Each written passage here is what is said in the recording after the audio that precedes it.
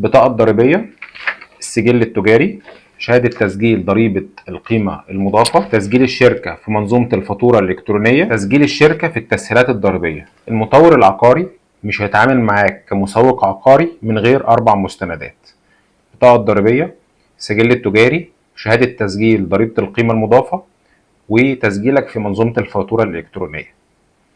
مش لازم تستنى لما شيكاتك وعمولاتك تبقى جاهزة للصرف عشان تبدأ تعمل ورق. خد خطوة استباقية وخليك جاهز وابدأ ورقك قبل ما تبدأ شغلك. شركة التسويق العقاري تنفع شخص واحد وتنفع شركة ذات مسؤولية محدودة، بس أهم شرط لرخصة السمسرة العقارية إن رأس مالك ما يقلش عن 20,000 جنيه. فلو أنت هتعمل شركة الشخص الواحد اعمل حسابك إنك هتعمل إيداع بنكي لرأس المال. أما لو هتعمل شركة ذات مسؤولية محدودة فدي ملهاش إيداع بنكي لرأس المال.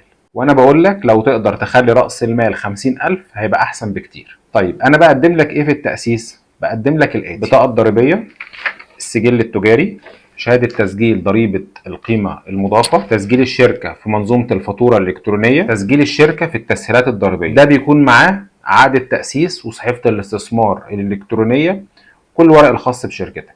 عارف ايه اللي هيعطلك وانت بتأسس الشركة؟ حاجتين: اول حاجة اسم الشركة.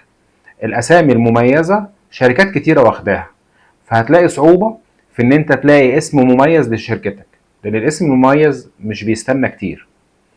تاني حاجه انك تدور على السعر الاقل اللي لسه هيتعلم معاك هيعمل ازاي ولسه هياخد معاك خبره الطريق. الخبره دي احنا الحمد لله عارفينها وحافظينها، عارفين ورقك بيمشي ازاي، الفواتير والاقرارات الضريبيه والمحاسبه الضريبيه كمان، وبنعلمك شغلك بيمشي ازاي عشان تبقى عارف الشغل بتاعك اوله فين واخره فين.